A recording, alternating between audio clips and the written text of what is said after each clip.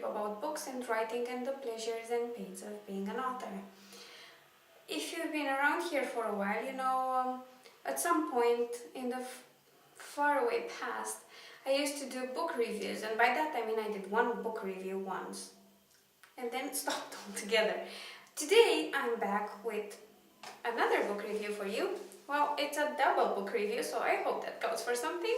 The books we are talking about today are by Amy Tasukada, who's also an author tuber, and I will link to her channel in the description, as well as the buy links for the books. And the books are Bloodstained Tea and Better Than Suicide, and that's book 1 and 2 of her Yakuza Path series. I have gotten these books, one because it was free for a few days and I got it, and then I bought the second one because Amy was promoting a discount. So yeah, I got them, they're mine, I'm so pleased with them. The author didn't ask me to review them, but there is an ongoing challenge to review books by other author tubers, and I jumped in because, you know, give me Japan and some Yakuza guys and a gay romance subplot. Yeah, I'm sold. But before we start, I would like to say, if you're looking for a romance where there's a happy ending and stuff, search some more. If you're sort of familiar with the yaoi genre in Japanese manga and anime, you know that when it comes to gay romance, their approach is it's either super sweet, like sickening sweet, or it's dark as hell, like super dark. Amy's is not light. It's kind of on the dark side. The stories follow Nao, who is the son of a Yakuza boss. He is actually the godfather of the Kyoto faction. And at the beginning of Bloodstained Tea, Nao has stepped away from his role in the Yakuza, and he's only a tea merchant. He has a tea house where he serves tea, and all the Yakuza guys kind of come in and do a bit of illegal gambling and stuff like that. The reasons why he is no longer part of the Yakuza are quite dark, and I don't know who would survive that intact, but I don't want to reveal too much of the book. It's safe to say that Nao won't be away from the Yakuza for too long. I mean, the series is called Yakuza Path. I think that's self-explanatory. I'm not giving you any spoilers, actually, but anyway, back to Nao. He is a very interesting character. He has these moments when he's extremely kind and dedicated to protecting the city he lives in. He is almost obsessed with keeping the old traditions of Kyoto and the Yakuza in general. And then he gets these extremely violent streaks, which are sometimes motivated by good intentions, but he's a very, very complex character, and the goodness in his heart and the pain he can inflict are quite conflicting at times. He falls in love with another mobster, but he's not part of the Yakuza, he's part of the Korean mob who is trying to take over Kyoto. So, yeah. Just to say it's complicated wouldn't do this relationship any justice. In the second book, Better Than Suicide, we move more into the mystery genre. Now, at this point, is the new underboss of the Kyoto Yakuza section, and not everyone is pleased with his ascension to power. He's extremely young for this position. He's been out of the Yakuza for about 4 years, so trust is something that he lacks when it comes to his, you know, most trusted advisors. He doesn't really trust them, they don't trust him. And to top it off, some murders occur. People die after taking some drugs that were cut with bleach, which isn't that good for you. And the police demands that the Yakuza provide someone to take the blame for this horrifying act. Now he's determined to find out what's going on, because he's the kind of mobster that firmly believes the Yakuza should never deal drugs. That's beneath them. It's not the old Yakuza way, and being, you know, traditional in his approach is what now is all about. So he tries to find out on his own who is murdering these people by providing the drugs. And, you know, he's got a timer on it. He has a week or a few days actually to find the real culprit and deliver him to the cops, otherwise he goes to jail. This was a really well done mystery. I mean, now he's not a detective, and it shows. He's quite intuitive, he knows how the Yakuza works, he knows how Kyoto works and where to look for information, but he's not exactly the most seasoned detective, and his progress is hindered by that. I love it that Amy didn't turn him into this rock star detective that can do everything on his first mystery and, you know, rock everybody's world and catch the killer in like 2 seconds flat.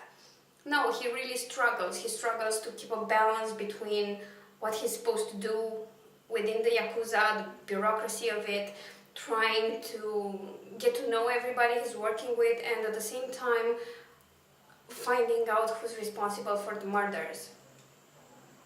I liked how this series just continues with the plot and there's not a lot of overlap. The action that happened in the first book just carries on in the second one. There are nice nudges to remind you what's been going on, but there's not a huge recap, because I actually hate that. I mean, I pretty much remember what goes on in books. And I do not really want to have the first chapter just rewinding everything that's happened in the previous books. The Yakuza path does not do that. The transition is flawless, seamless, and you can just continue reading the stories. To be fair, I read the second story about a week after I finished the first one, so the details were pretty fresh for me. By the way, if there's any noise in the background, there's construction happening all around me, and I'm doing the best I can. There's still construction being done in my place, so but anyway. So yeah, in conclusion, this was a really interesting read. The character, the protagonist, is absolutely fantastic. The supporting cast is just as interesting, and this theme of a character that's considered pretty much to be the low life of society, the underground, the underworld dweller, has a really nice, wholesome, caring side to him. This is pretty much translated through other characters as well, the supporting cast, and I noticed that in Seihyun at some point when he starts to open up to the idea that maybe the Japanese are not so awful. I really loved the depiction of Kyoto. It was like being there. Everything was so detailed, but without, you know, info dumping you or anything. You just got this feeling from the characters and how they interacted and what they saw as they experienced this beautiful city, that you were there with them. I liked the social tension between the Japanese and the Korean and the background with that, and how it was portrayed. The author didn't make any excuses for any side. I think the downfalls of both opinions were coming through quite nicely, and you could see everybody's point of view, I guess. What can I say more? I mean, you should read it. You should really read the series, especially if you like mysteries and mobsters, and yeah, I kind of read quite a few books in that direction in the past 2 years, and this one is nicely done. It's awesome. I do think at some point, maybe if Amy is not too mad that they now would get a happy ending at the end of the series. I don't know. I mean, it's kind of hard to predict what would happen, especially since, you know, he is the underboss of the Yakuza faction in Kyoto, so it's not like he has a really great life expectancy. But I can't wait for the next installment in this series, and I think it will be out this autumn. I will have to check.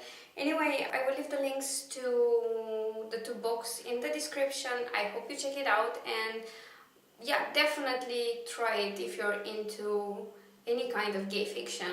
This one is really well done.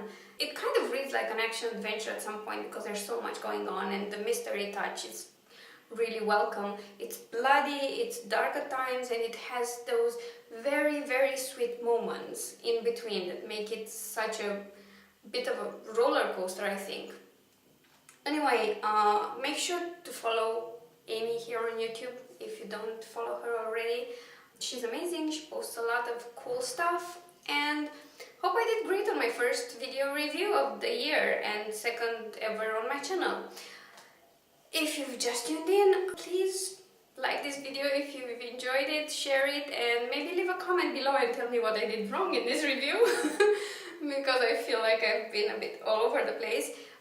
Yeah, and if you'd like to see more of me, please consider subscribing to my channel. If you are subscribed and for some reason you don't get notifications when I post new stuff, well, there's a bell next to the subscribe button. Click that and make a world of difference. Anyway, this was it for me today. I shall see you next time.